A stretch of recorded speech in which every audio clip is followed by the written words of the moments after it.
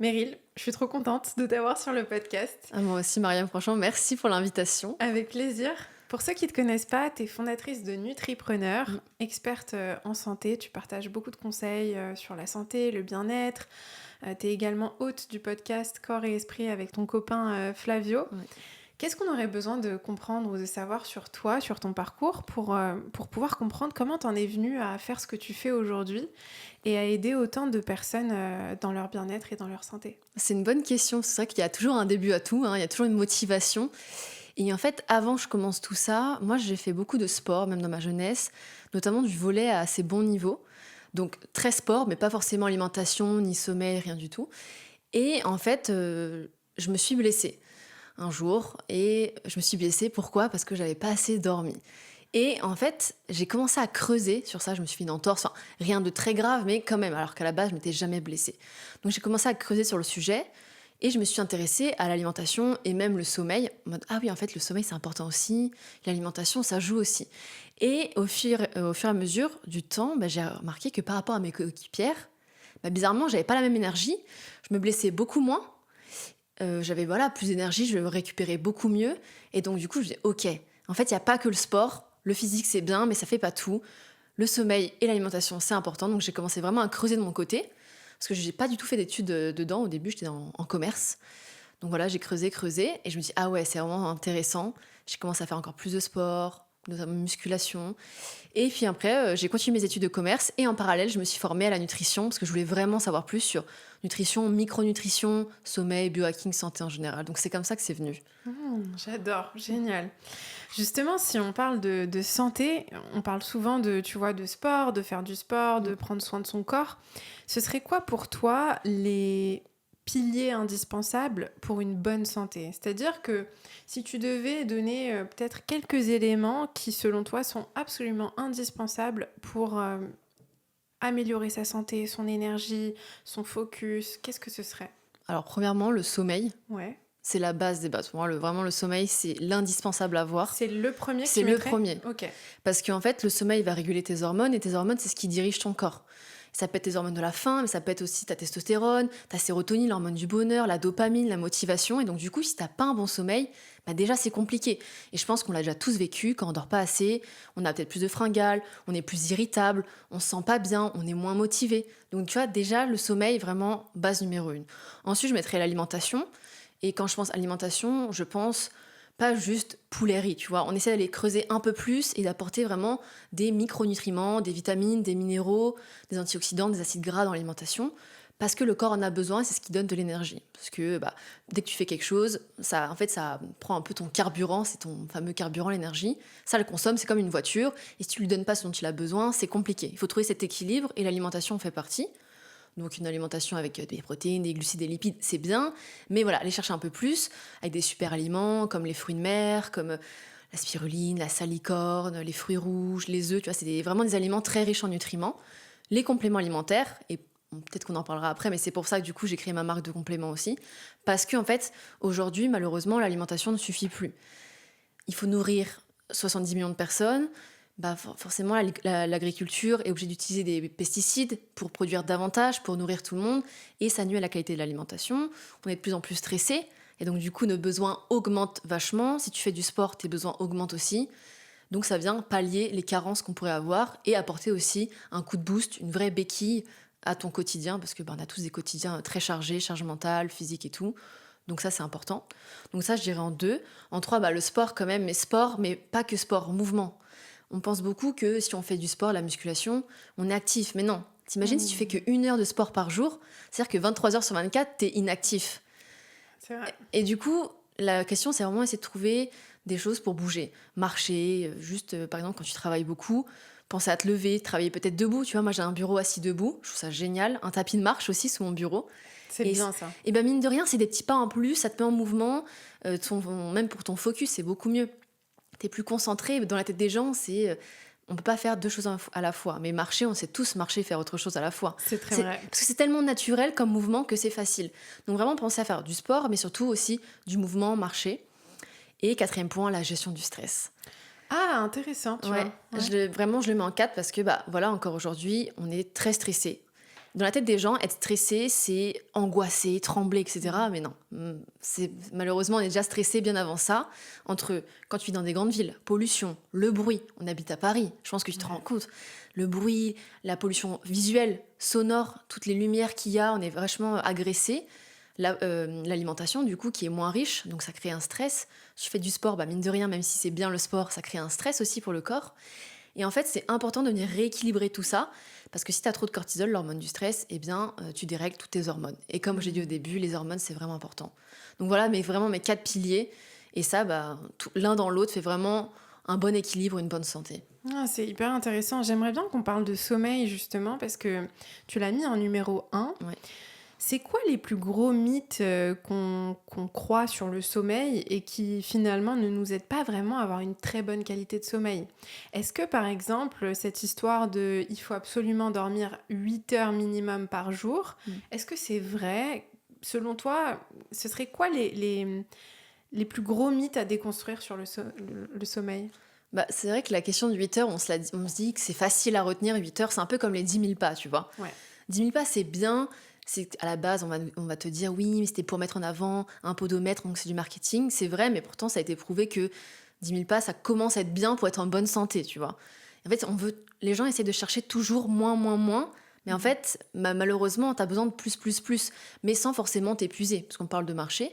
Et le sommeil, c'est un peu pareil. 8 heures, c'est un chiffre facile à retenir, mais il est quand même prouvé qu'entre 7h30 et 9 heures de sommeil par nuit, c'est bien. Après, forcément, c'est un métier très physique. Tu peux dormir plus, mais si tu as besoin de plus de 9 heures par nuit, ça peut aussi montrer que tu as des problèmes de santé. Ça peut être des problèmes mentaux comme physiques. Et donc là, il faut aller un petit peu creuser, parce que tu n'es pas censé avoir besoin d'autant de sommeil. Et en fait, 7h30 à 9 heures par nuit, c'est pour essayer d'avoir un maximum de sommeil profond durant ta nuit. Et le sommeil profond, c'est celui qui permet de récupérer. Il faudrait minimum 1h30 de sommeil profond. Et si tu creuses, maintenant, tu as des objets connectés qui montrent le sommeil. Moi, j'ai une bague, j'ai un bracelet connecté. Et pour beaucoup, c'est très compliqué d'avoir cette 1h30. Donc c'est pour ça qu'on a donné un peu ce minimum de sommeil. Après, il y en a qui peuvent dormir 6 heures et avoir un sommeil hyper qualitatif. Ah ouais. En fait, c'est pas tant la quantité, c'est vraiment la qualité qui est importante. Voilà. Ouais, c'est intéressant. Je sais pas si toi, tu t'es déjà rendu compte un peu que des fois, tu faisais des grandes nuits. Est-ce que tu te sentais plus en forme ou pas? Non, moi, parce qu'en fait, c'est intéressant parce que ça m'est arrivé d'avoir des nuits où je faisais moins d'heures de sommeil. Par exemple, j'allais dormir 6 heures et je partais du principe que j'allais forcément être épuisée. Et c'est trop bizarre. C'est comme si j'avais une dose d'énergie qui sortait un peu de nulle part. Je sais pas comment expliquer ça.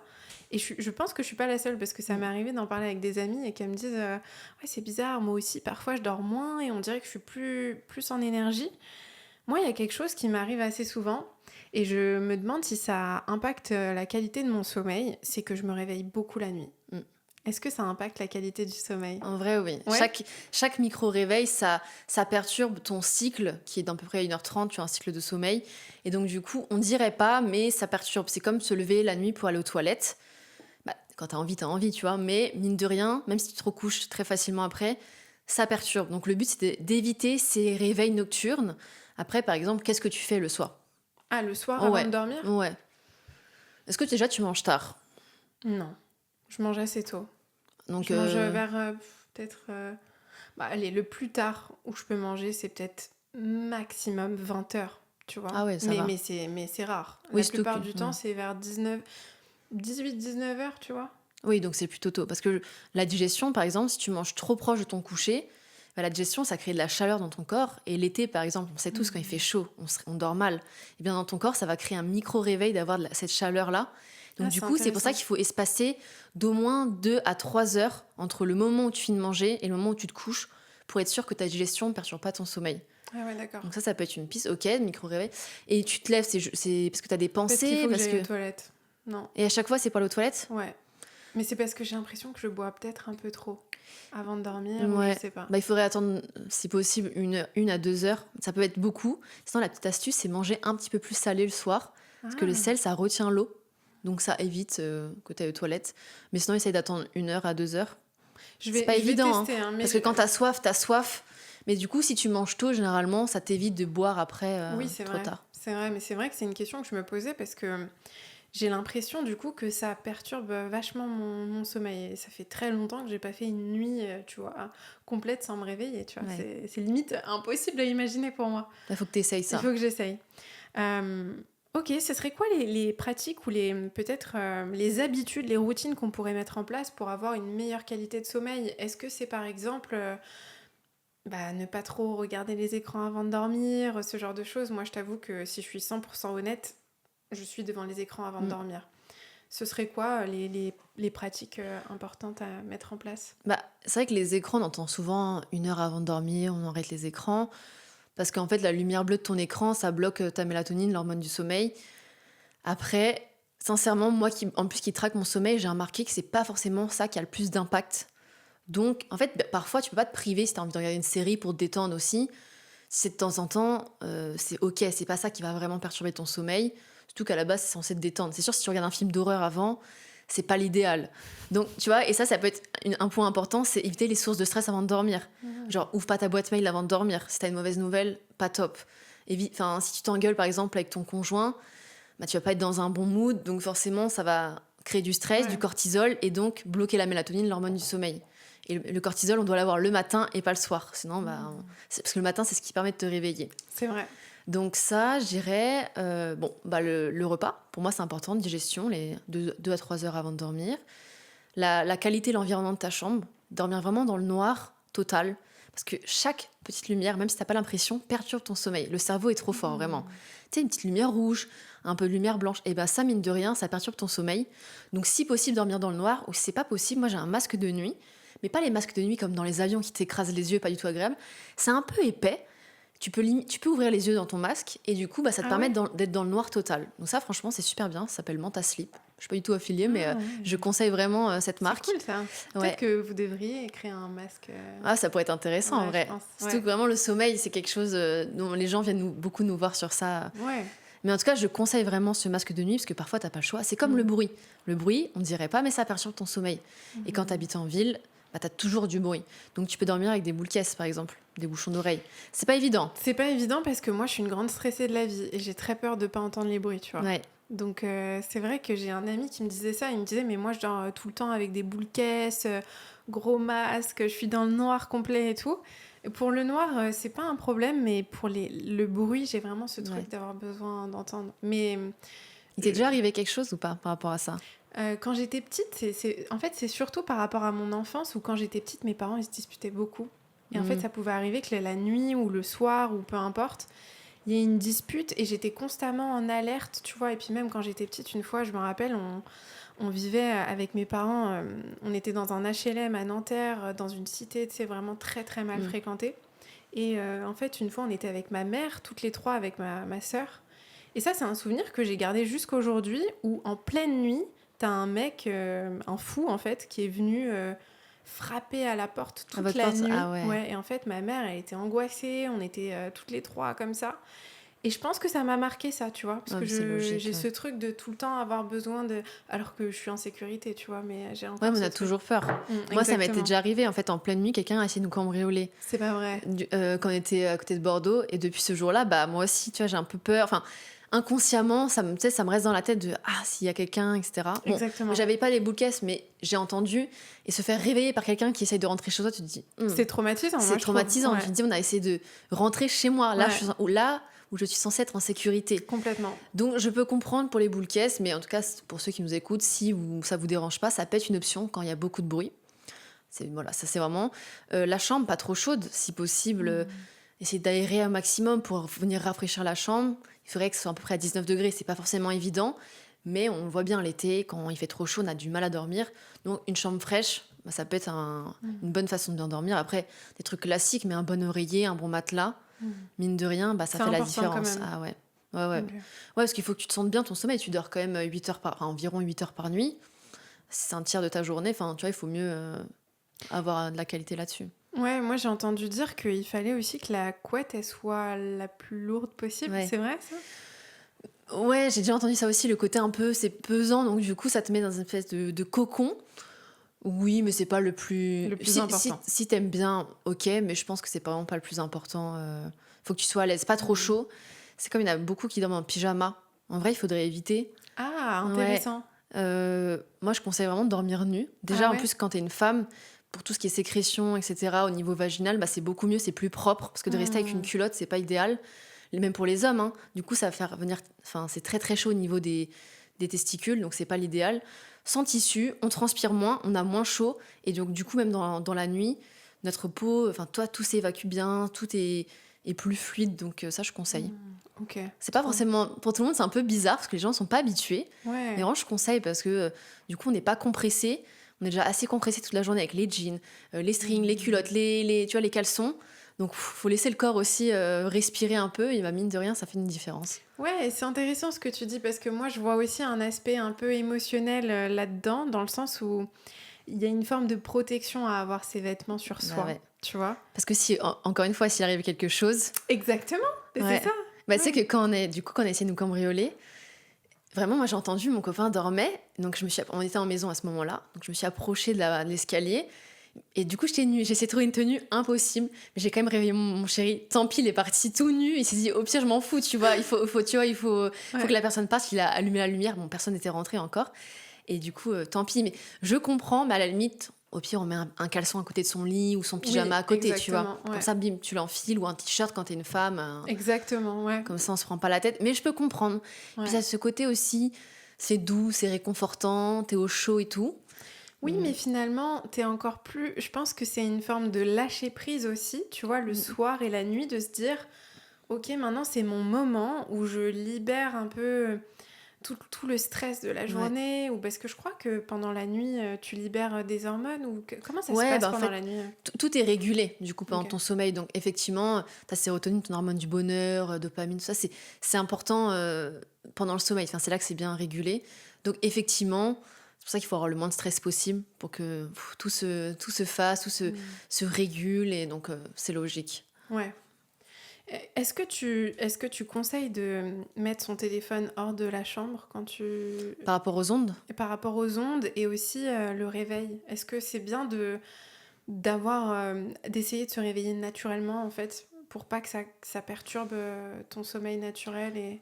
bah je dirais oui, mais c'est pas le cas pour tout le monde. Tout le monde ne peut pas se réveiller naturellement. Tu sais, Mhm. imagine, enfin quand t'es entrepreneur, à la limite, tu gères ton temps comme tu veux, mais quand t'es Ouais. salarié, c'est compliqué. Donc, non, le réveil, en vrai, bah, oui, parce qu'il y en a qui disent que ça va casser peut-être ton cycle, etc. C'est pas forcément l'idéal, mais des fois, t'as pas le choix. Donc, Ouais. moi, je dirais, non, mais à la limite, juste mets pas une alarme qui est horrible. Tu vois, dans le téléphone, il y en a qui mettent des réveils. Je me dis, c'est pas possible. Tu te réveilles, t'es déjà en stress. Tu vois, t'as ton Ouais. cœur qui sort de ta poitrine, tellement que c'est hyper perturbant. Vraiment, donc, mettez un réveil plutôt doux et Ouais. ça va bien se passer. Mais après, le seul truc qu'il faudrait éviter, c'est de scroller dès le matin. En fait, Ah. dis-toi que l'action que tu fais le matin, ça va guider ta journée. Et si dès le matin, tu te réveilles, tu scrolles, en fait, toute la journée, tu auras envie de scroller parce que c'est la Mhm. première action que tu vas faire. Et donc, du coup, essayer d'éviter ça. T'enlèves ton mode avion, tu te réveilles tranquille, mais voilà, essayer d'éviter d'être sur le téléphone directement. Et un truc qui pourrait aider aussi à bien dormir, c'est justement le matin, prendre la lumière du jour. Parce que ça va venir Mhm. réguler ton rythme circadien, donc le rythme du soleil. En fait, le cerveau est très archaïque. Lumière est égale jour. Nuit est égale... Enfin, pas de lumière est égale nuit. Mhm. Et donc, si dès le matin, tu l'exposes à de la lumière, même s'il fait pas beau dehors, ce sera toujours plus lumineux qu'à l'intérieur. Il vient se dire, ah ok, là c'est le matin, donc je me mets en mode matin, et au fur et à mesure de la journée, t'as ta jauge d'énergie qui va descendre, et là, hop, ça va créer la mélatonine, l'hormone du sommeil, naturellement le soir. Mhm. Donc en fait, dès le matin, ça va jouer sur ton sommeil. Ah, c'est Mm. intéressant ça. Et ça, c'est une habitude qu'on est beaucoup à avoir et qui est... T'arrives à ne pas scroller, toi, le matin? Bah j'essaye, en Ouais. vrai pareil, hein, tu sais, je suis pas parfaite, mais franchement c'est très rare, à la Mhm. limite, des fois j'aime bien quand par exemple, même s'il y a des grosses journées avec les compléments, regarder s'il y a eu des ventes et tout, mais j'évite vraiment les réseaux. Ouais, Et voilà. et t'as raison. Toi, Attends. le matin, qu'est-ce que tu fais? Le matin, moi, en ce moment, justement, j'essaye de ne pas toucher mon téléphone, mais c'est C'est une dur, hein? lutte. C'est une lutte, honnêtement, contre moi-même, parce que j'ai ce truc de... il faut que je prenne mon téléphone. Et c'est complètement absurde, parce que c'est même pas comme si j'allais obtenir quelque chose d'utile ou de bénéfique. C'est vraiment un geste très, Habituel, en vrai. très habituel et qui me... Et c'est aussi une façon pour moi de me réveiller, bizarrement, parce Mm. que, tu vois, là, en ce moment, je fais pas mal de coaching et j'ai des séances de coaching avec mes clients le matin à 8 heures. Ouais. Du coup, je me réveille assez tôt. Mais quand je me réveille tôt, si je me réveille tôt et que je ne fais rien, alors ça aussi c'est un sujet sur lequel j'aimerais avoir ton point de vue, mais je vais t'expliquer après. Bah en fait, j'ai du mal à rester réveillée, tu vois. Donc je Ok. prends mon téléphone un peu comme si ça réveillait mes yeux. Du coup, ça me réveille. Du coup, j'entends des trucs et c'est comme si j'étais encore, tu vois, mon attention est captée. Mais c'est vraiment quelque chose que j'essaye de changer. Ok. Par contre, la première chose que je fais, c'est que je prends mon café Ok. dès mon réveil. La première chose que je fais, c'est je me lave le visage et tout. Je vais devant la machine à café et je fais mon café. Est-ce que le café est mauvais pour la santé ? Ah bah ça, c'est une bonne question, parce que je trouve qu'on entend un peu tout et son contraire. Ouais. Alors, le café n'est pas mauvais, parce que la caféine a vraiment des effets, des bons effets, tu vois, sur la concentration, la motivation. Donc, non. Le problème, c'est le prendre dès le réveil. En gros, non, mais je vais t'expliquer pourquoi. Non, mais en fait, faut que les gens comprennent et que tu comprennes aussi, c'est que le matin, naturellement, tu sécrètes du cortisol, l'hormone du stress. Enfin, tu vois, et ça te réveille, en fait. Si t'avais pas de cortisol le matin, tu resterais dans ton lit. Et en fait, naturellement, ce cortisol va te donner de l'énergie, va te donner de la vigilance. Et en fait, le problème du café, c'est que ça va venir bloquer cet effet naturel. Donc ça va l'arrêter pour d'un coup le relancer plus tard. Et en fait, c'est ça qui est dommage. Alors que ton corps, naturellement, ton cerveau te donne cette énergie. Et en fait, du coup, bah, si tu bloques cette énergie, tu vas devoir reprendre plusieurs cafés pour ressentir l'énergie totale que tu aimerais avoir. Et c'est ça le problème d'attendre, enfin de le prendre dès le matin. Il faudrait attendre 1 heure et demie avant son réveil, enfin après son réveil. C'est dur pour C'est moi. dur, mais après il y a des choses pour changer ça. Par exemple, tu disais le matin pour me réveiller, je sais pas quoi faire. Pourquoi pas de sortir 5 minutes, faire une petite balade ou je sais pas, Bah, je vais prendre marcher tous l'air. les matins. Ouais. Tous les matins, je vais marcher à jeun, Ouais. tu vois. Bon, après, je prends mon café, mais c'est tout. Et ça me fait du bien, mais c'est pas bête d'aller marcher. Tu veux dire directement ? Ouais, bah comme ça, si t'as besoin de ça pour te réveiller, Mm. tu sors, tu vas avoir le bruit que tu cherchais, la lumière que tu cherchais. Ah, c'est pas bête. Et en du plus, tout. il fait frais, il n'y a pas encore trop de monde si tu te lèves tôt. Et donc, du coup, tu vois, déjà, ton cerveau il va être en mode ok, c'est bon, c'est le matin, tu vas l'oxygéner et tu seras beaucoup plus productif pour tes coachings, tu vois. C'est Parce vrai. que, bah, après, mine de rien, ça reste une grosse charge mentale. Il faut que t'aies toute ton attention vers ton client. Complètement. Voilà. Complètement, ouais. Donc ça peut être hyper bien. Et à la limite, comme ça, dès que tu rentres, tu manges, etc. Enfin, je sais pas, tu manges le matin ? Je mange, après avoir marché, je mange, ouais. Ouais, ok. Bah voilà, tu manges, tu te réveilles tranquille et là, tu prends ton café ou à la limite, tu le prends quand tu commences ton coaching. Si ça fait que 1 heure que tu t'es réveillé, ça peut être le bon moment de te dire, ok, quand je commence, c'est le moment où je peux prendre mon café. Ça peut être un petit mémo technique. Ouais. C'est pas évident, mais pareil, c'est une habitude à prendre. Et tu te rendras compte que, bah, mine de rien, t'auras besoin de moins de café pour ressentir les mêmes bienfaits. Et tu penses que ça peut aussi jouer sur mon niveau de stress, par exemple ? Ah bah oui. Ouais. Parce qu'en gros, donc le matin, tu as déjà du cortisol, mais suffisamment pour être bien, mais pas stressé. Si tu rajoutes du café, un niveau de cortisol assez élevé, boum, là, ton cortisol, il va monter. Tu vas être limite en train de trembler. Bon, pas à ce point-là, tu vois, mais du coup, ça crée du stress. Parce que d'un coup, tu as beaucoup trop de cortisol, et mine de rien, c'est épuisant pour ton corps. C'est vrai Donc, que tu vas c'est ressentir épuisant. un coup de fatigue, et donc, du coup, qu'est-ce que tu vas faire ? Reprendre un café pour contrer cette fatigue. Alors que si tu attends cette 1 heure et demie, tu n'auras pas besoin d'autant de café parce que tu n'auras pas eu autant de cortisol et autant de fatigue du coup.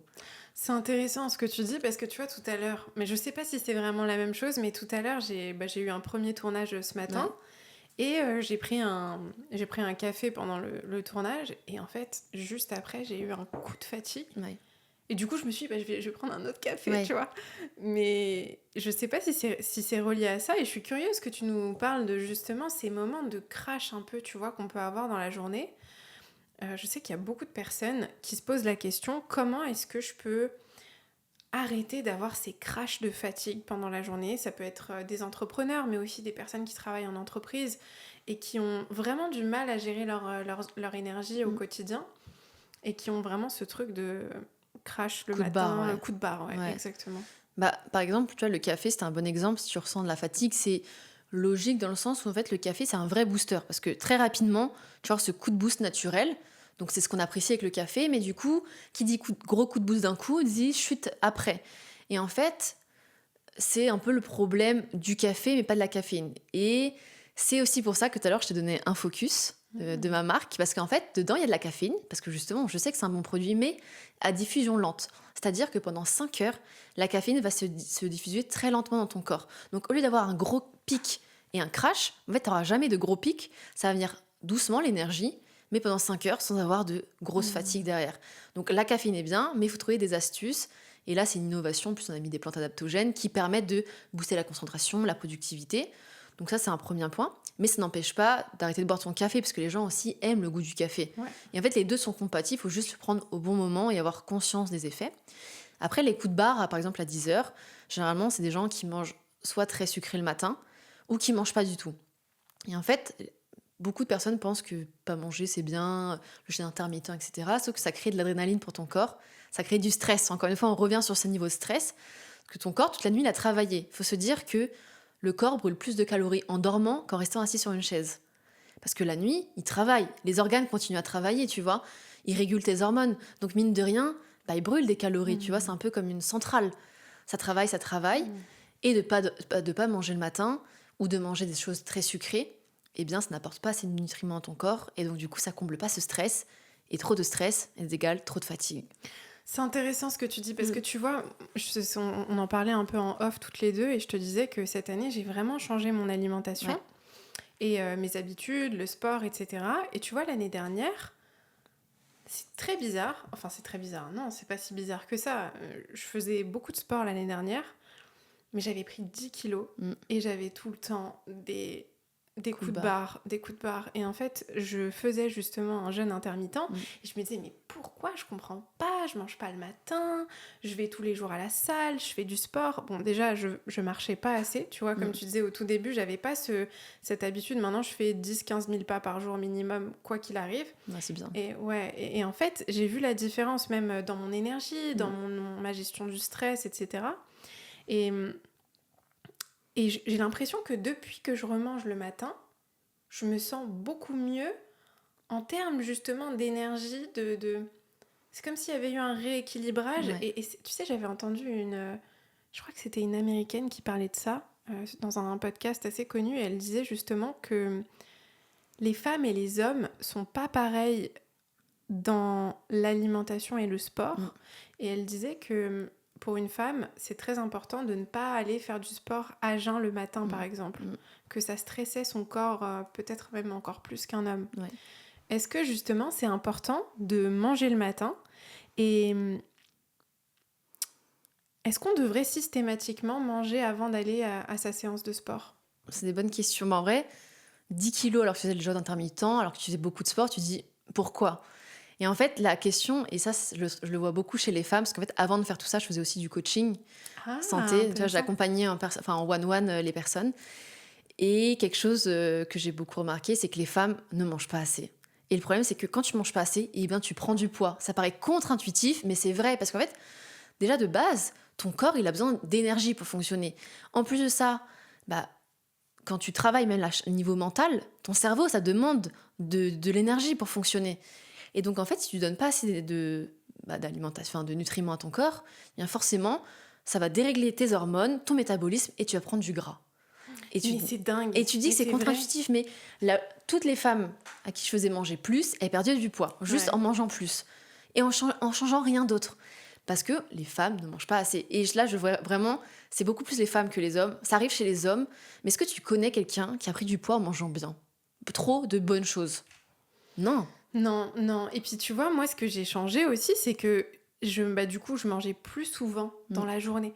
En fait, ce que j'ai changé, c'est que avant, l'année dernière, je mangeais des grosses portions. Ouais. Peut-être 2 fois par jour, quelque chose comme ça. Mais après, je mangeais aussi beaucoup de féculents, par exemple. Ouais. Honnêtement, je mangeais beaucoup de féculents. Je mangeais pas très bien, en vrai. Même si je mangeais peut-être mieux que beaucoup d'autres personnes, mais je mangeais pas très bien. Et aujourd'hui, je mange plus souvent dans la journée, mais des portions qui sont pas énormissimes, ou en tout cas, j'abuse pas des féculents ou de choses comme ça, tu vois. Donc j'ai l'impression que c'est ce qui m'a fait perdre les 10 kilos et qui m'a permis aussi d'avoir plus d'énergie, tu vois. Déjà, perdre les 10 kilos, parce que du coup, tu manges plus, donc tu nourris ton corps. Ouais. Et aussi, comme tu manges plus souvent des plus petits repas, tu es moins sur la digestion. Donc ça peut se jouer sur l'énergie. Ouais. Ça dépend vraiment des personnes, mais dis-toi que déjà, de passer de 2 à 3 repas, bah, c'est pas pareil en termes de proportion. Et très peu de personnes arrivent à manger tous ses besoins énergétiques en 2 repas. Comme tu l'as dit, ça fait des repas très gros, très durs à digérer. Ouais. Et en plus, c'est très compliqué d'avoir justement tous ces macronutriments et ces micronutriments, les fameux vitamines, minéraux, mais aussi protéines, glucides, lipides. Et donc du coup, bah, si on manque de ça, on est carencé. Les carences bah, dérèglent les hormones, encore une fois, le métabolisme. Donc ça, c'est le premier point. Et la digestion. Ça dépend vraiment des personnes. Moi, j'avoue, je suis entre 3 et 4 repas. Mais si toi, tu as senti qu'avoir plus de petits repas, c'était mieux pour toi, bah très bien, tu vois, après ça dépend vachement des personnes, mais c'est logique sur la digestion, c'est moins lourd à digérer et ça peut éviter les coups de barre. Et c'est pour ça que on parlait de comment éviter les coups de barre, ça peut être une option. Le petit déjeuner, selon ce que tu manges, moi je conseille vraiment au petit déjeuner un maximum de protéines et de lipides. Pourquoi ? Parce que protéines, ça te rassasie. C'est hyper important pour le fonctionnement de tes organes, notamment bah, ton cerveau. Et ton cerveau, il est composé à plus de 50% de gras. Donc, il faut lui donner du gras, les fameux lipides. Et les lipides, on les trouve dans les œufs, dans le fromage, dans l'avocat, tout ce qui est noix, tu vois, tous les oléagineux comme ça. Et donc, du coup, de donner les bonnes choses à ton corps au bon moment, eh bien, ça va lui permettre d'être beaucoup plus énergique et d'apporter après les micronutriments comme le zinc, la vitamine D, les oméga 3 dès le matin. Eh bien, ça, mine de rien, tout couplé te donne beaucoup plus d'énergie et évite d'avoir les fringales à 10 heures. Comme ça, tu vas éviter de manger un truc sucré et donc donner un crash d'énergie parce que bah, tu vas lui donner trop de sucre d'un coup et ça, c'est un cercle vicieux. Et pareil à 14 heures, je sais pas si tu as des coups de barre après manger le midi ou pas trop. Bah, beaucoup moins depuis que je mange. Ça m'arrive beaucoup plus quand. Tu vois, là, ces derniers temps, je me suis remise à un peu manger dehors, à commander. Je vois la différence tout de Ouais. suite, mais c'est dingue, c'est dingue, c'est dingue. Et justement, l'année dernière, franchement, j'ai un peu honte de le dire, mais je vais le dire. J'ai passé toute l'année 2024 à commander, à manger tous les jours. Ouais. Franchement, c'est terrible, hein. Vraiment, je suis pas fière de moi parce que c'est une surconsommation et d'ailleurs des dépenses inutiles, mais je commandais tous les jours, tout le temps. J'ai passé 3 mois à Bali. À Bali, souvent Ouais. tu manges.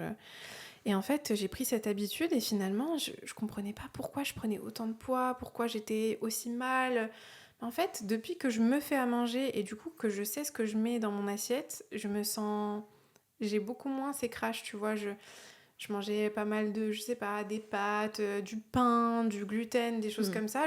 J'en mange pratiquement plus et j'ai plus vraiment de crash, tu Ouais. vois. Donc j'ai l'impression que ça a joué aussi. Ouais, bah parce qu'en fait, pourquoi déjà tu commandais? C'est par manque de temps, par facilité? Franchement, je dirais par facilité, j'étais devenue vraiment là-dessus. Et pourtant, je suis très disciplinée sur plein de choses dans ma vie, mais là-dessus, j'étais vraiment... ok, j'ai trop de charge mentale, je veux que ce soit facile. Ce truc-là dans ma vie, je veux que ce soit facile. Sauf qu'en fait, je me créais un autre problème derrière, Ouais. c'est que j'étais pas bien, tu vois. Et j'étais pas bien dans ma peau, dans ma tête, du coup, parce que ça joue aussi sur ton bien-être. Quand tu te sens pas bien dans ta peau, je trouve que ça te... On n'en parle pas assez de ça. Et ça, c'est même limite devenu un sujet tabou de dire j'ai envie de perdre du poids, j'ai Ouais. envie d'être musclée, j'ai envie de me sentir bien dans mon corps. Oui, mais non, mais pourquoi t'es parfaite comme tu Ouais. es, etc. Moi, j'ai beaucoup de mal avec ça. Ça, je suis honnêtement. d'accord avec toi. Ouais, parce que, comme tu dis, c'est tabou, alors qu'en fait, il n'y a pas de honte à vouloir un corps Ouais. où on se sent bien, on est beau, on est belle, on est musclé, on a des belles formes. Et en fait, je pense que c'est un peu avec le body positive, tu vois. Exactement. En fait, où on a dit aux gens de s'accepter comme ils étaient, mais à la base, c'était pour accepter, par exemple, un défaut sur ton nez, un défaut sur le visage, mais pas d'accepter un surpoids. Parce que là, on parle pas de problème de société, on parle de santé. En fait, d'être en surpoids, c'est pas bon pour la santé, c'est une maladie. Et en fait, d'avoir accepté ça, ça a trop ancré dans la tête des gens que, ok, on peut se laisser aller et on s'aime comme on est. Ok, c'est bien, tu vois, tant mieux si tu t'aimes comme t'es, mais ça doit pas t'inciter à rester comme ça. Parce qu'on parle vraiment de santé, encore une fois, et pas de « oh, c'est la société qui m'a dit ça, ça, ça ». Non. Donc, pour ton bien-être personnel, bah, le surpoids, c'est vraiment pas ce qu'il faut. Exactement. Et du coup, faut pas se contenter d'avoir ça. Effectivement, faut pas se moquer des gens qui sont en surpoids, jamais de la vie. mais il faut les aider à changer. Exactement. Et ça, je pense que je suis contente de t'entendre dire ça parce qu'il y a aussi beaucoup de femmes, bah, pour plein de raisons, tu vois, qui veulent rester comme elles sont ou qu'elles se contentent, un peu comme si elles voulaient se rassurer. Mais malheureusement, bah, ton corps n'est pas forcément en bonne santé et ta santé doit être ta priorité. Exactement. Sur ton énergie, sur ton bien-être, bah, mine de rien, ça joue. C'est très vrai. Et tu vois, dès que tu parles de ça, malheureusement, il y a un peu ce truc de... presque Prétentieux, non? oui, et puis on peut très facilement te mettre une étiquette de grossophobe alors Mmh. qu'en fait, pas du tout. Il Mmh. s'agit pas de ne pas avoir de compassion, de ne pas reconnaître Bah la oui. difficulté que ça peut être pour quelqu'un de perdre du poids parce que ça peut être très Mmh, mmh, mmh. difficile. Il y a tellement de facteurs qui rentrent en compte, mais c'est plutôt de se dire, bah, c'est totalement naturel et normal de vouloir se sentir bien dans son Mmh. corps. Et comme tu dis, le surpoids, ça a des impacts sur la Mmh. santé. Ah oui. Et c'est vraiment... D'ailleurs, si on vient à ce sujet-là, et particulièrement pour les femmes qui nous écoutent, parce que c'est un sujet qui revient beaucoup chez les femmes de ma communauté, c'est euh, comment perdre du poids quand on est une femme et qu'on a essayé beaucoup de choses pour perdre du poids, on écoute un peu tout ce qui se dit un peu partout. Ce serait quoi pour toi les habitudes essentielles à mettre en place pour commencer à perdre du poids et avoir un réel changement? Bah, tu vois, tout à l'heure, tu l'as dit, l'alimentation, c'était une charge mentale, donc je commandais. Et je pense que dans la tête de beaucoup de personnes, bien manger demande de passer 1 heure en cuisine. Et encore une fois, par exemple, ce midi, j'avais pas trop de temps pour venir, avant de venir. Ça m'a pris 10 minutes à faire mon repas et c'était très bien. Tu vois, en fait, il faut faire simple et efficace. Et déjà, se dire que bien manger, c'est pas égal à top chef, tu vois. On peut faire des choses simples, justement. Plus c'est simple, mieux c'est. Et l'important, c'est la qualité des aliments. Et je pense que c'est ça qui a fait la différence sur toi aussi, de part parce que tu contrôlais ce que tu mettais, mais surtout, bah, la qualité au restaurant, tu connais pas forcément la qualité, surtout si t'es à l'étranger, tu vois, c'est pas la même qualité. Et bah mine de rien, ça joue beaucoup parce qu'ils seront plus riches en nutriments et on a besoin de ces nutriments pour se sentir bien, pour perdre du poids, pour faire fonctionner son métabolisme. Donc déjà, aller vers des aliments de qualité. Parce qu'en plus, on se rend compte qu'on peut en manger moins pour avoir autant de bienfaits, tu vois. Aussi bien autant de protéines parce que du coup, ils seront mieux assimilés, mais autant de micronutriments parce que du coup, ils seront, je sais pas, la viande sera mieux élevée, les légumes seront mieux, moins de pesticides, etc. Et donc ça, mine de rien, ça joue beaucoup pour perdre du poids, la qualité des aliments, plus que penser calories, tu vois. Moi, je trouve que compter ses calories, c'est vraiment une bêtise à faire parce que ça va te matrixer, ça va te mettre dans un truc de oh là là, j'ai dépassé de 100 calories, je culpabilise, je suis pas bien, je suis stressée. Stress, cortisol est égal prise de poids, tu vois, vraiment, c'est le cercle vicieux, hein. Plus tu stresses, plus tu prends du poids. C'est intéressant ce que Ouais. tu dis, mais c'est peut-être pour ça aussi, du coup, que plus on essaye de Ah oui. contrôler, plus on prend du poids. Exactement, ouais. Et quand tu te lâches la grappe, bah, tu te rends compte que, regarde, en vacances, parfois tu fais n'importe quoi, tu prends pas forcément de poids parce que t'es pas stressé. Mm. Pas stressé, tu bouges naturellement, tu passes du bon temps et t'es plus sous le contrôle. Je dis pas qu'il faut pas contrôler du tout parce que le but c'est pas de manger n'importe quoi. Mais déjà, si chez toi, la plupart du temps, tu manges des bons aliments de qualité et que tu stresses pas, tu culpabilises pas parce que le but c'est pas de la frustration, tu vois. Aujourd'hui, je mange bien, mais je sais me faire plaisir aussi. Mm. Et quand tu manges bien et des aliments de qualité aussi, tu te fais plaisir sans avoir besoin d'un fast-food. Ça, c'est important, c'est la différence. C'est que beaucoup de gens, pour se faire plaisir, ils ont besoin d'un fast-food, d'un truc très calorique, très gras, très sucré. Et plus tu manges des aliments de qualité, plus tu te rends compte des vraies saveurs des aliments.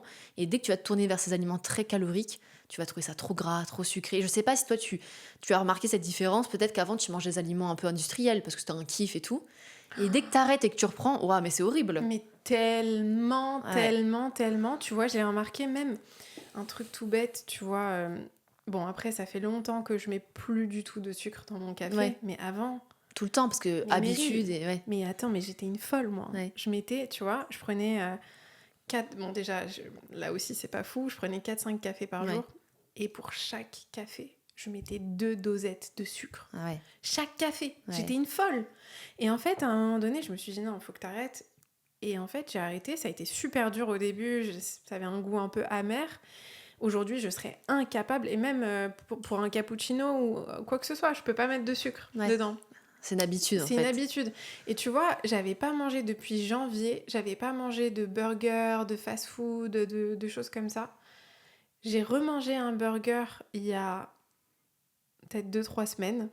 Je me suis dit, vas-y, fais-toi plaisir et tout, Ouais. de temps en temps. Mais en fait, j'ai même pas vraiment...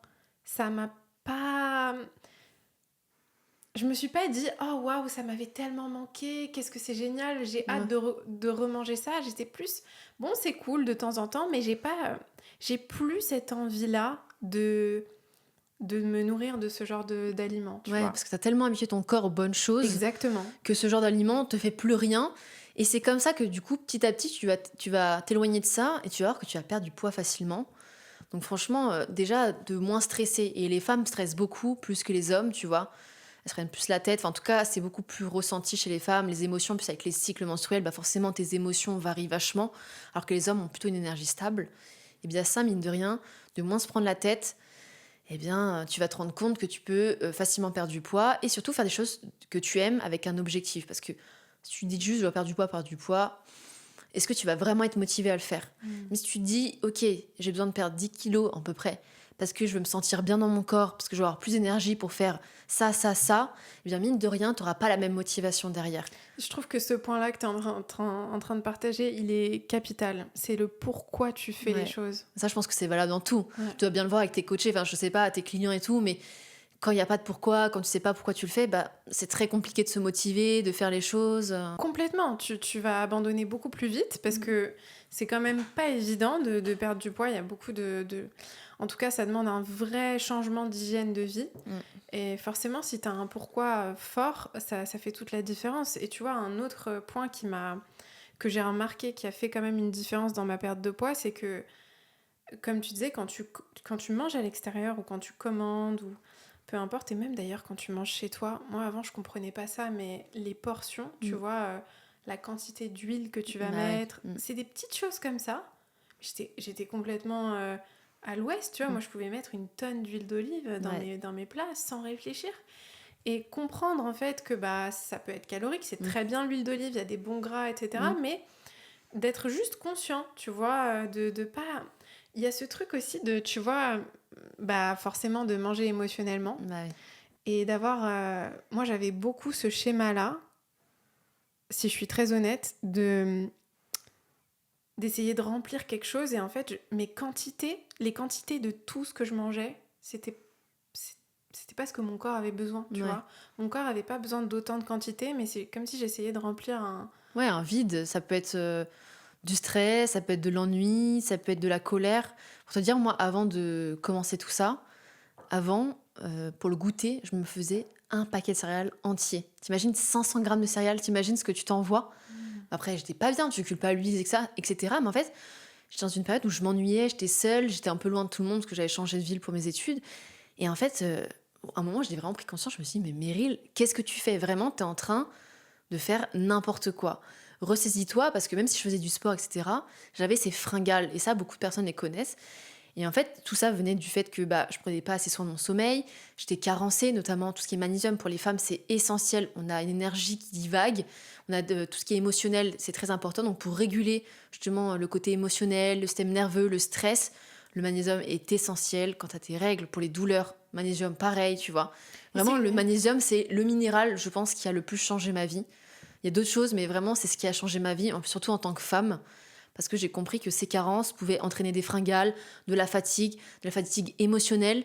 Et souvent, quand tu réfléchis bien, quand tu manges ou que tu as des fringales, c'est pas vraiment que tu as faim. C'est que tu combles un truc, comme tu l'as dit, tu vois, tu combles un certain vide. Parce que si tu as vraiment faim, bah tu manges... c'est-à-dire que tu acceptes poulet brocoli. Et généralement, tu n'acceptes pas trop poulet brocoli, tu vois.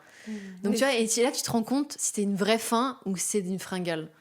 Ah, c'est intéressant. Et pour le magnésium, est-ce qu'il y a une dose particulière qu'il faut prendre, par exemple, quotidiennement ou est-ce que... Ouais, quotidiennement. Bah, en Ouais. fait, si on doit vraiment choisir un complément, En tant que femme. ouais, mais tout le monde, mais même encore plus Ok. en tant que femme, le magnésium, parce qu'il joue dans plus de 700 fonctions physiologiques du corps. Donc en Wow. fait, il y a des fonctions que tu ne ressens même pas, mais qui sont importantes. C'est un minéral essentiel qu'on ne trouve pas beaucoup dans l'alimentation. On le retrouve par exemple dans le cacao, mais il faudrait du cacao cru, donc du 100%, minimum 100 grammes, et ça, tout le monde ne mange pas 100 grammes de cacao cru par jour. 800 grammes d'épinards par jour non plus. Tu vois, c'est ça qui fait que les compléments, c'est un peu devenu une obligation dans le sens où aujourd'hui, soit tu ne manges pas assez de quantité pour t'apporter les minéraux dont tu as besoin, ou soit la qualité n'est pas au rendez-vous. Donc, les doses recommandées en France, c'est 225 mg. Ok. Officiellement, je peux pas te recommander plus, mais personnellement, je peux parler de mon expérience. Moi, je prends 2 fois, voire 3 fois les doses recommandées et tout se passe bien. Quand tu fais du sport, que tu travailles beaucoup, tu as de la charge mentale, tu es stressé, tu vis en ville et tu manges une alimentation pas forcément hyper optimisée, tu peux y aller. Puis l'avantage, c'est que tu peux tester. Tu t'ajustes en fonction de toi.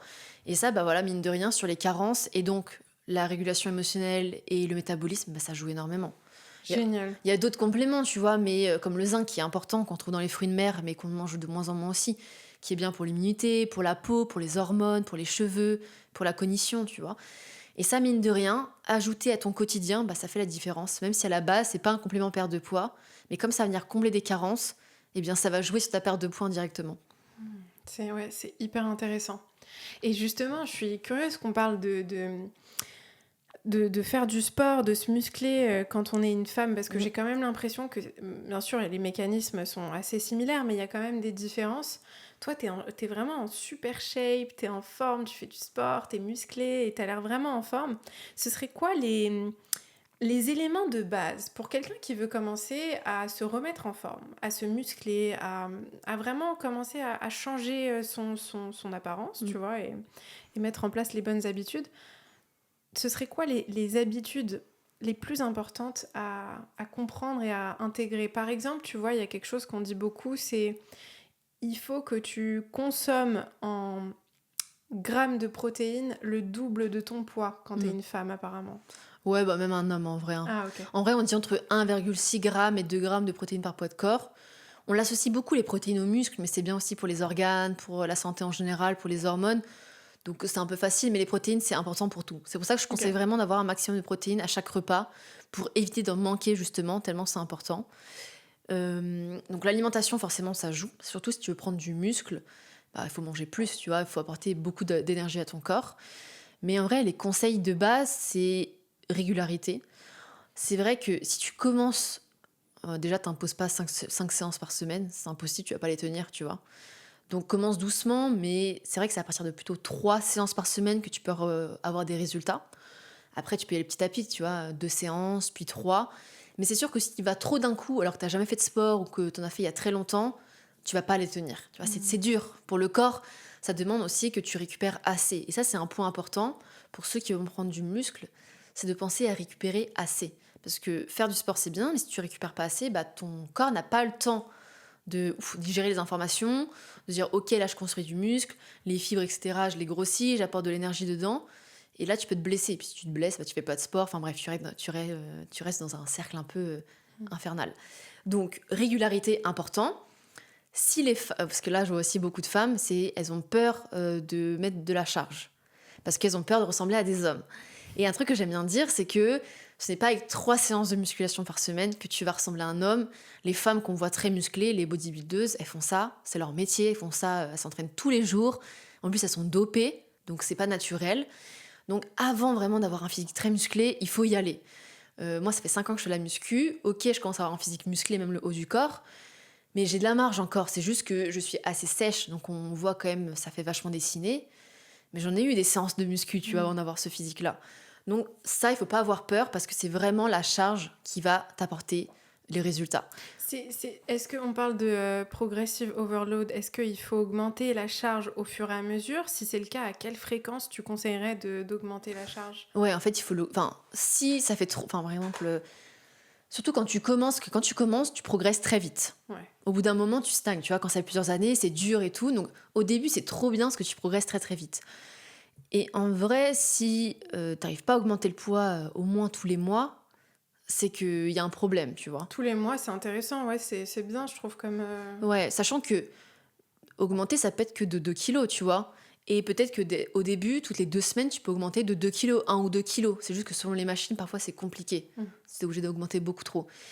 Mais au début, tu as une grosse progression. Bon, ça dépend vachement des personnes. Mais il faut vraiment augmenter le poids. Si ça fait 1 mois, 3 mois que tu as le même poids, alors que tu cherches à progresser, c'est qu'il y a un problème. Soit tu manges pas assez, soit tu dors pas assez, tu récupères pas assez. Ou il y a un problème dans ta séance, tu vois.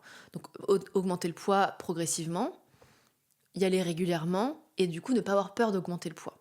Et une autre erreur que je vois beaucoup, c'est que quand tu t'échauffes, tu mets pas encore ton poids un peu où tu te sens bien pour faire, je sais pas, 10-12 séries. Et beaucoup de personnes comptent les séries un peu d'échauffement comme séries effectives. Par exemple, tu t'es dit, allez, je dois faire 4 séries de squat. Tu te dis que ton poids, c'est 60 kilos. Tu vas t'échauffer, tu vas faire 20, 40, 50, 60. Il y en a qui vont compter dans les 4 séries, la série à 40 et à 50. Alors que ton poids de base, c'est 60. Donc au lieu d'avoir 4 séries à 60, tu n'as avoir que 2 sur 4. Et bien, mine de rien, cette série à 40 et à 50, bah, ça va pas t'aider à progresser. Et ça, c'est un petit piège. Tu vois, c'est vraiment compter 4 séries à partir du moment où c'est ton poids, où tu te sens bien. Tu vois, tu peux faire Ouais. tes 10 séries, enfin tes 10 répétitions. Je vois Et très ça, bien. mine de rien, c'est plein de petits conseils qui peuvent faire la différence. C'est ouais, exactement. Et je trouve que c'est une bonne fréquence d'augmenter chaque mois. Est-ce que, du coup, tu t'as dit qu'il faut minimum 3 séances par semaine. Mm. Idéalement, faudrait en faire combien, tu vois, dans l'idéal? Après, tout dépend de l'objectif, mais Si l'objectif, c'est de prendre vraiment, d'être bien musclé et ouais, d'être de plus en plus musclé, quoi. en fait, tout dépend de comment tu fais tes séances. Tu vois, moi, je sens un peu particulier parce que ça fait un moment que je fais de la musculation, donc je suis plus dans l'objectif de maintenir un physique que de prendre. Mais déjà, à 4 séances par semaine, quand tu mets de l'intensité, que tu mets de la charge et qu'il y a la progression, je peux te dire que déjà 4 séances, tu peux progresser. Et quand tu dis 4 séances, on est d'accord que tu parles une séance haut du corps, une séance bas du corps, enfin, chaque séance est... Ouais, c'est ça. Ok. Parce qu'il faut se laisser un minimum de repos entre les séances. D'ailleurs, les femmes aussi, il faut vraiment faire le haut du corps parce que c'est important aussi bien pour l'équilibre physique, pour la proportion, mais aussi parce que bah, si tu muscles ton haut du corps, tu vas pouvoir charger plus sur le bas du corps. Mm. Parce que quand il faut porter une barre ou des haltères, bah, si tu n'as pas les muscles nécessaires dans les bras, dans le dos, bah, tu es limité. Et donc ça te bloque, ça te limite sur tes jambes, sur ta progression pour le bas du corps. C'est logique que les femmes veuillent avoir un plus gros bas du corps et les hommes un plus haut gros du corps, un plus gros haut du corps. Mais il faut quand même avoir un minimum d'équilibre et se laisser un peu de temps. Par exemple, si tu fais les jambes le lundi, évite de faire mercredi, mais peut-être jeudi ou vendredi. Tu vois, ça te laisse assez de temps. Mm. Ah, c'est intéressant. Moi, Surtout, je ouais. faisais... Parce que tu fais quoi? Tu les enchaînes? Moi, je fais par exemple, si je fais le lundi le bas du corps, je vais le refaire le mercredi. Et tout dépend combien de séances tu fais par semaine. Toi, tu en fais combien? En fait, ce que je fais, c'est que ma stratégie, en gros, c'est je vais faire par exemple le lundi le bas du corps, le mardi le haut, le mercredi, si je fais le bas du corps, en général, je vais faire par exemple les escaliers, tu vois. Ok. Donc c'est comme si je Plutôt faisais du cardio. Ouais, Ouais. ok. Mais le vendredi, du coup, je peux refaire le bas du corps. Ouais, ou jeudi. Ouais. Oui, parce que c'est différent, l'escalier cardio, même si tu travailles les jambes, c'est pas la même intensité. Ouais. Tu vois, c'est plus C'est de vrai. l'endurance que de l'intensité. Alors que quand tu charges et que Oui. tu as des grosses barres ou des haltères, ça travaille pas de la même manière. C'est Donc, vrai. ça, je le compte pas trop comme c'est une séance Ouais. bonus et tout. Mais du coup, tu fais combien de séances par semaine? Je dirais 5. Ouais, en vrai, t'as une bonne. Ouais. 5, Mais c'est bien, hein. Franchement, à tenir, c'est pas évident. ouais, c'est pas évident, mais après, tu vois, je me laisse 2 jours en général où c'est vraiment soit j'ai un jour où je fais rien et juste je marche Mm. et j'essaye de faire une à 2 fois par semaine vraiment cardio, tu vois. Mais Tu ok, fais le cardio pourquoi? pour fondre. Ok. Bah, en vrai, parce que je sais que ça, c'est une croyance. Enfin, on pense beaucoup que le cardio fait fondre. C'est vrai, mais en même temps, il faut se dire que la musculation, ça augmente ton métabolisme. Et en fait, qu'est-ce que ça veut dire? C'est-à-dire que plus tu as de muscles, plus tu brûles de calories au repos. Et la course, ça ne fait Ah, pas prendre du muscle. Tu vois, ça ouais, fait c'est vrai. fondre, mais pas prendre du muscle. Donc c'est pour ça que la musculation, bah, mine de rien, plus tu as de muscles, bah, plus ton métabolisme va bien, tu vois. Et par exemple, tu peux manger beaucoup plus déjà. Donc c'est quand même cool parce que le but c'est pas d'avoir des assiettes minuscules, c'est quand même de manger des bonnes quantités. Et puis bah en fait tu peux un peu dériver de ton objectif sans prendre de gras. Alors que la course ça va être un peu plus comment on dit, ingrat dans le sens où tu vas fondre, Mais tu vas avoir mais beaucoup plus faim. ouais, et tu peux perdre, enfin tu peux faire fondre du muscle aussi. Généralement quand tu regardes les coureurs, ils sont pas bien musclés, tu vois, ils sont assez fins, c'est vraiment beaucoup d'endurance. Donc c'est bien, mais il faut pas miser que sur le cardio. Je conseille vraiment aussi aux gens qui veulent perdre du poids à faire de la musculation. Parce que même si tu prends du muscle, donc tu as l'impression que tu vas prendre du volume, tu vas faire fondre du gras. Ça, c'est important ce que tu dis, parce Ouais. que je pense que beaucoup de gens ne se rendent pas compte de ça. Ouais. Hein. Non, Moi, je cours pas beaucoup, hein, pratiquement pas. Hein. Quand je Ouais. fais du cardio, c'est l'escalier. En ouais. fait. Non, mais ça reste bien, mais c'est bien aussi que tu fasses de la musculation. Parce que c'est vraiment Ouais. la combinaison des deux qui va faire la différence. Mais je veux tenir à rappeler que voilà, le muscle, c'était important d'en avoir. Et en plus, c'est ce qui permet de manger plus et de brûler plus de calories au repos. Donc c'est quand même Ouais, cool. c'est cool, c'est vrai, je suis d'accord. C'est C'est cool. bénéfique. Puis d'ailleurs, je crois que c'est un facteur de longévité Ah, hyper oui. important. Et énormément. Surtout que plus tu vieillis, plus c'est les muscles du bas du corps qui fondent en premier. Donc c'est pour ça qu'à faire les jambes, c'est important, et même pour les hommes. Mm. Parce que les hommes, du coup, les oublient peut-être un peu plus, comme ils veulent avoir l'objectif haut du corps. Sauf que quand tu vieillis, c'est cette partie-là qui fond en premier. Et bah, moins tu as de muscles, plus tu te blesses, plus tu peux être alité facilement. Donc, effectivement, pour la longévité, l'énergie, avoir du muscle, c'est hyper important. Ouais. Puis même au quotidien, tu vois, si tu galères à porter tes courses, tu as des enfants, tu as du mal à les porter, tu n'arrives pas à jouer avec eux, c'est quand même dommage. Donc, même dans ton quotidien, ça t'aide d'avoir des muscles. Ouais, c'est vrai. C'est tellement vrai. J'ai vu une de tes vidéos où tu parles du lien entre le sport et la libido. Mm. Qu'est-ce qu'on ne sait pas sur ce rapport-là? Parce que moi, ça m'a vraiment surpris, tu vois, quand j'ai vu ta vidéo. Je me suis dit, c'est dingue, j'étais pas du tout au courant, en fait, qu'il y avait un lien entre les deux. Est-ce que tu peux nous expliquer comment le sport impacte la libido? Ouais, bah il y a un lien, en fait, c'est d'un côté ça l'impacte positivement et de l'autre négativement. C'est pour ça qu'il faut trouver le juste milieu. Mais en fait, la libido va booster justement toutes tes hormones. Testostérone, même pour une femme, c'est très important. Parce qu'en fait, les femmes ont 10 fois plus de testostérone que d'ostrogène. Pourtant, on dit que les oestrogènes, c'est l'hormone féminine. Mais elles ont 10 fois moins de testostérone que les hommes. Donc, on associe la testostérone à l'homme et les oestrogènes aux femmes. C'est vrai, mais en même temps, les femmes ont besoin de testostérone. La testostérone, c'est la motivation, c'est la prise de muscle. Tu vois, on se sent beaucoup mieux, c'est l'hormone aussi sexuelle importante. Et le sport, ça booste la testostérone. Donc, chez les femmes, c'est important. Donc, le sport, c'est vraiment l'allée numéro 1 pour la libido. On sent bien déjà, on sent bien physiquement. On a un corps qu'on apprécie. Bah, mine de rien, quand t'es avec un partenaire, c'est quand même plus agréable. Tes hormones fonctionnent très bien parce que le sport, c'est important. On l'a vu avec tout ce qu'on a dit depuis le début. Donc, ça, c'est important. Mais en même temps, si tu fais trop de sport, ça peut avoir un impact négatif. Et là, tu te demandes, mais pourquoi du coup? Et le problème, c'est qu'il y en a qui font trop de sport, mais qui ne récupèrent pas assez. Et c'est pour ça qu'à un moment, je t'ai parlé de la récupération. Et si tu récupères pas assez, ben en fait, ton corps, il va être épuisé. Et la première chose qu'il fait, c'est de couper ta libido, parce que c'est pas essentiel pour lui. Tu vois, c'est pas un besoin primaire. Donc, il va garder le peu d'énergie qui reste pour les fonctions vitales. Faire fonctionner tes organes, par exemple. Donc, la libido, franchement, on s'en fiche, tu vois. Donc, c'est pour ça que c'est important. Donc, pour les hormones, ça booste les hormones, mais en même temps, si tu récupères pas assez, ben, ça peut te couper l'envie de libido.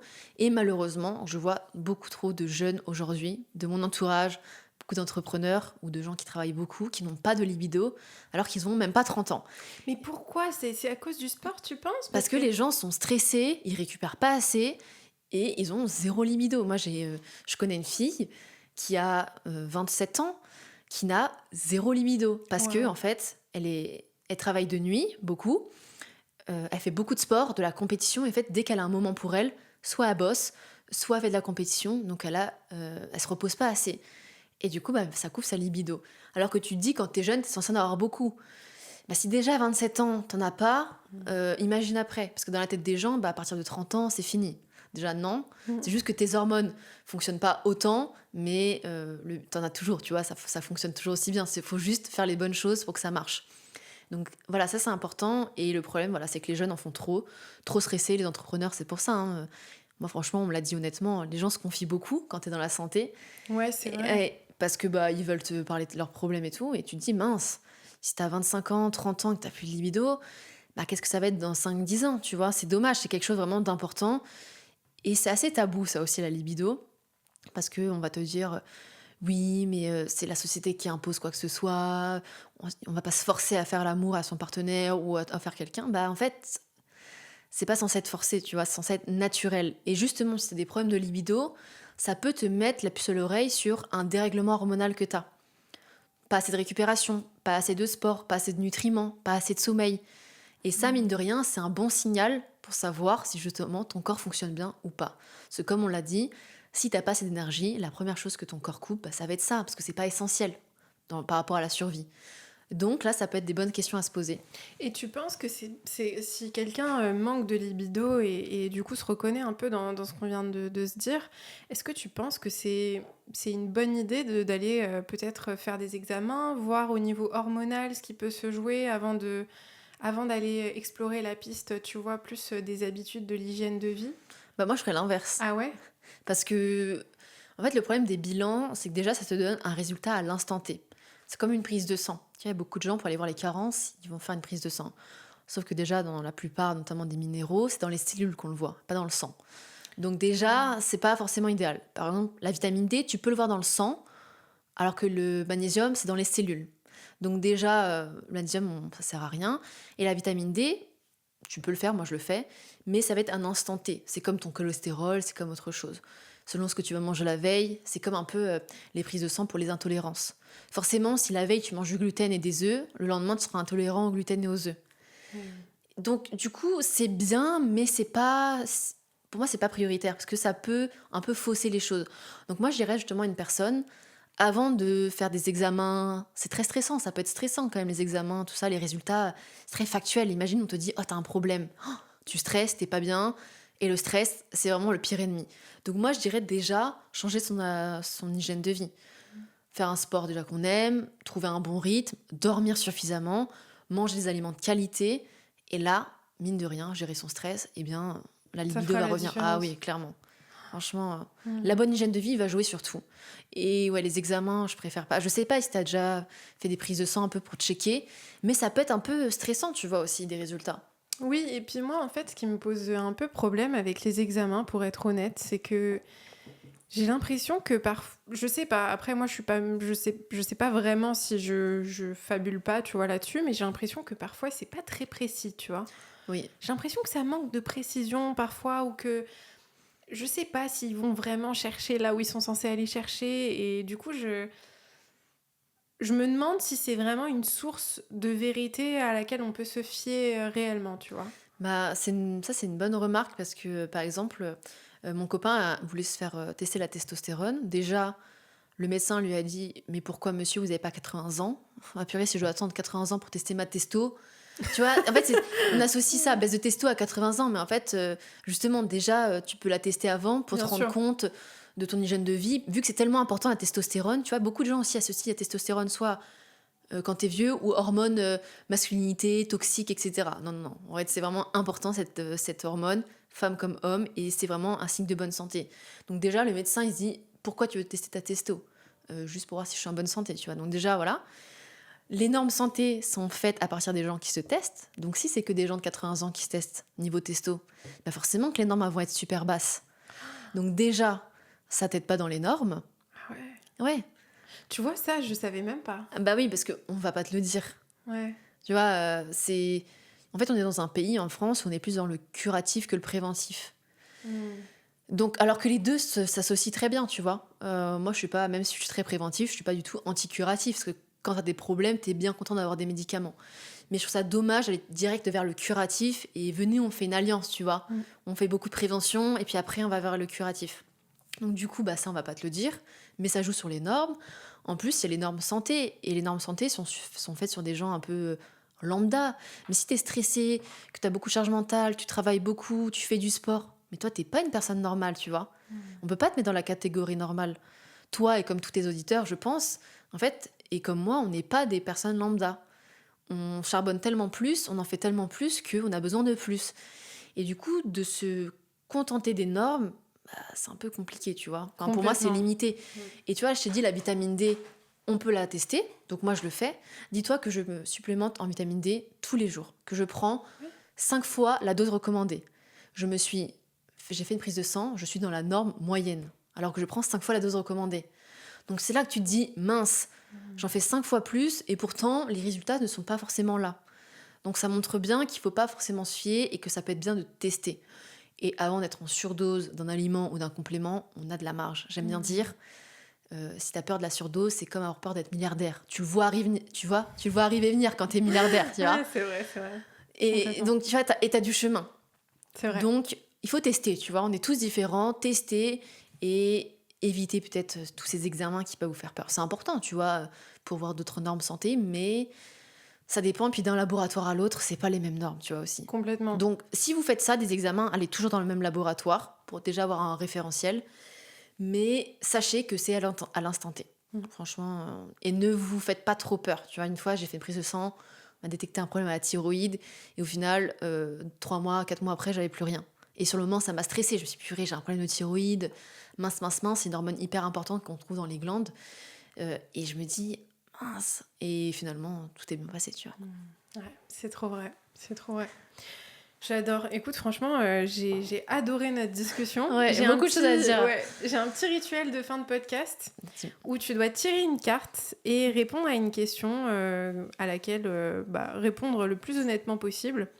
Bon, c'est des questions qui peuvent être un peu différentes de ce dont on a parlé aujourd'hui, donc ça va être intéressant de voir sur quoi tu tombes.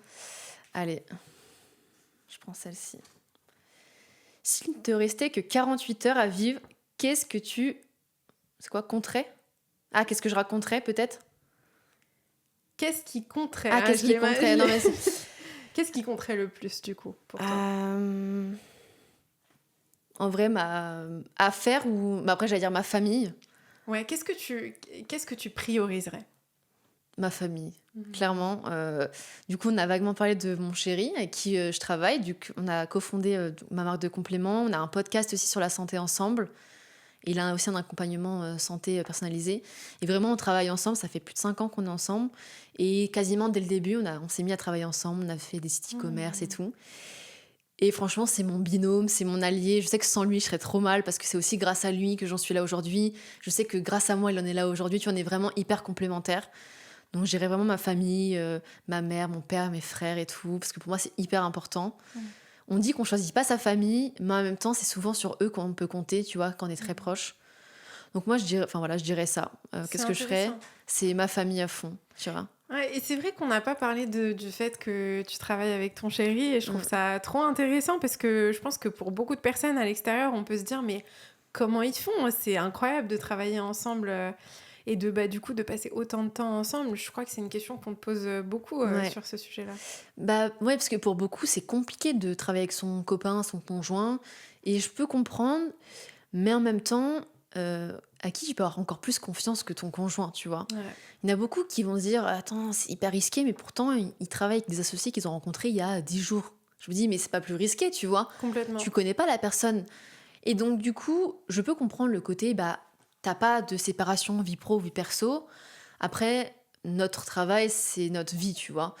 Et effectivement, t'as peut-être pas trop de séparation, mais en même temps, est-ce qu'on a vraiment envie ?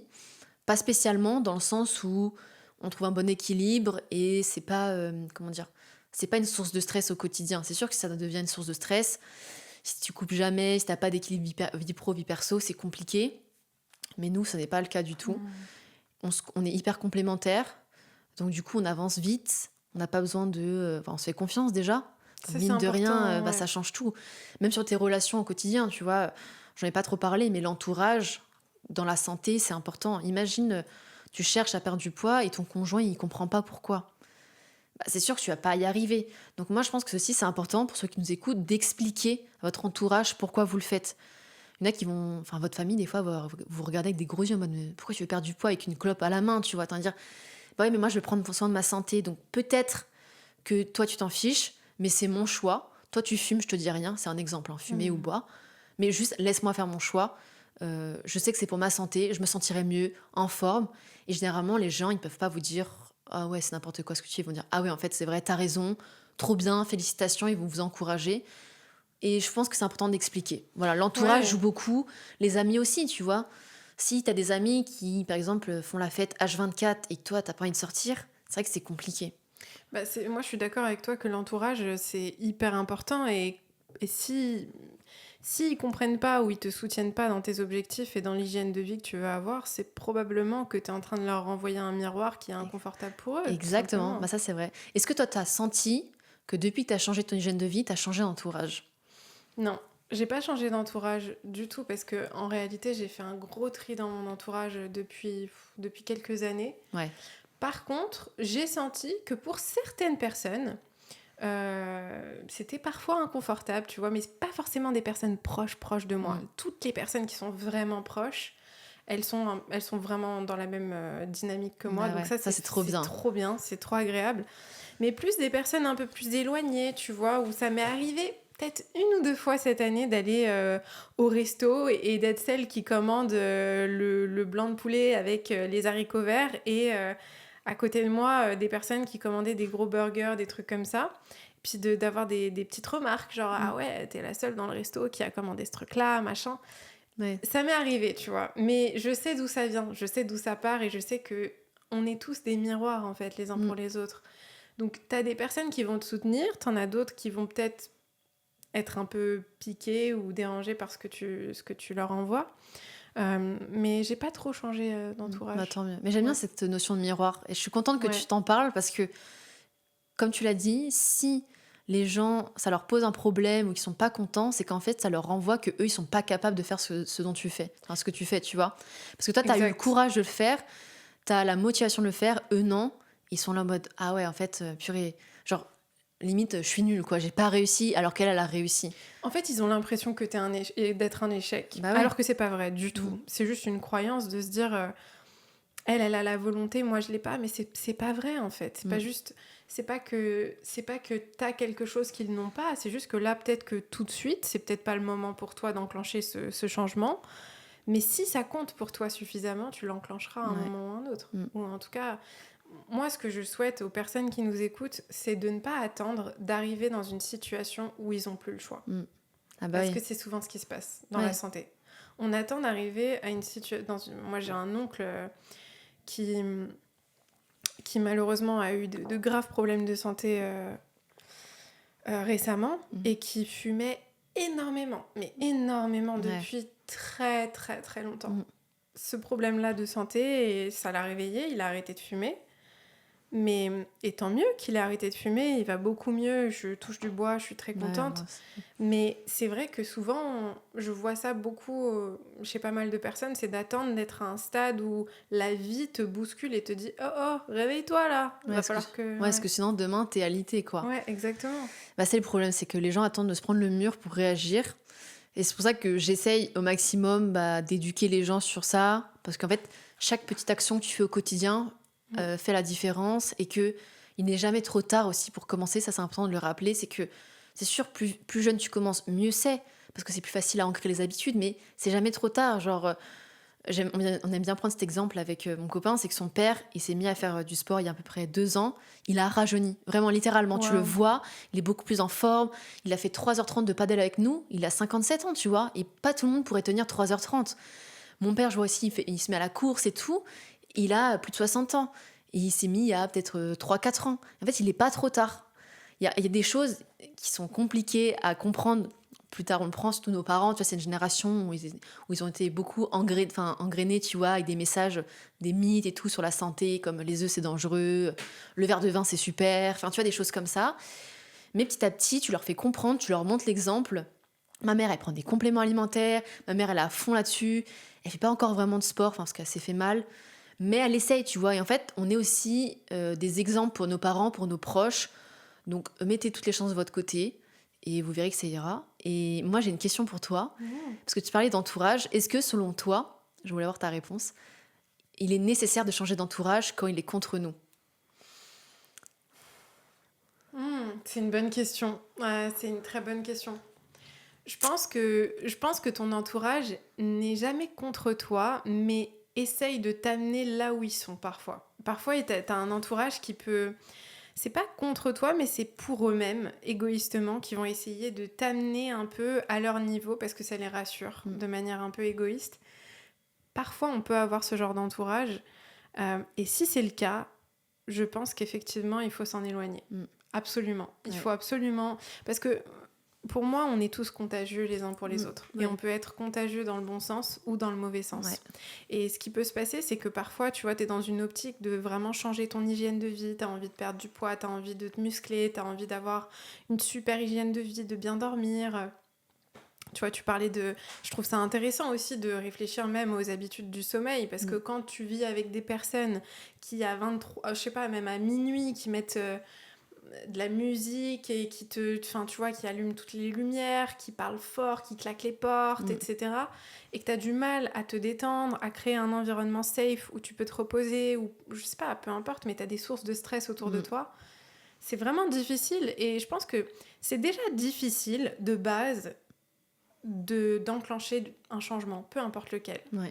Mais si en plus de ça, tu as un entourage qui te met un peu des bâtons dans les roues, parce que égoïstement ça les rassure et ça leur permet à eux de se rassurer sur leur propre choix de vie, tu te compliques vachement, vachement la vie. Donc, parfois, par contre, je donnerais juste cette nuance, c'est que parfois, ton entourage n'est pas dans la même optique que toi, mais ne te mettra pas pour autant des bâtons dans les roues. Mm.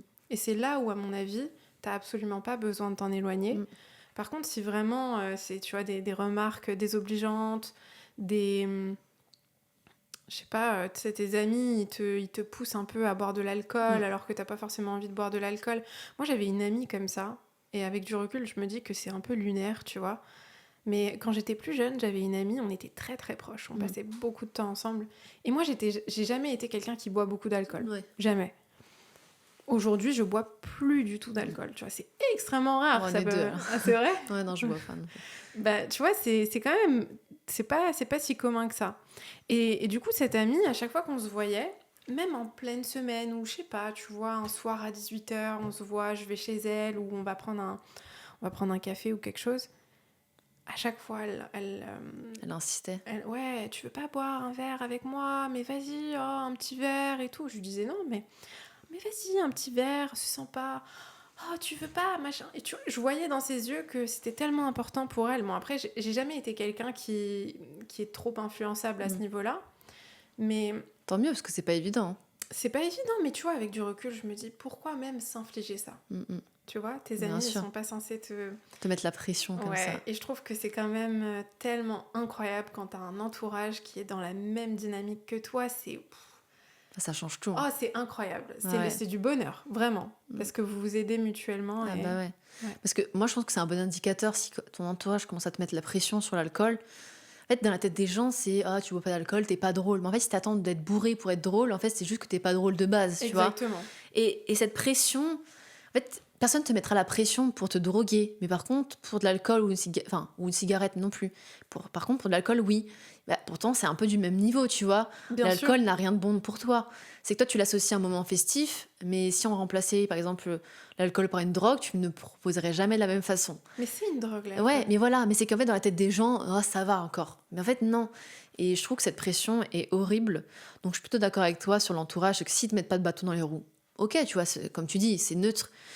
Mais si on commence à te mettre des bâtons dans les roues, notamment ton conjoint, je trouve, Ah ouais. bah, tu te dis, en vrai, c'est très dur, mais pour moi, il faudrait pas que tu restes avec. Parce que si tu cherches à améliorer ta santé, à te rendre meilleur, à avoir une meilleure confiance, un meilleur physique, et la personne en face fait tout le contraire ou ne t'aide pas du tout, je me dis, est-ce que c'est vraiment la bonne personne pour toi?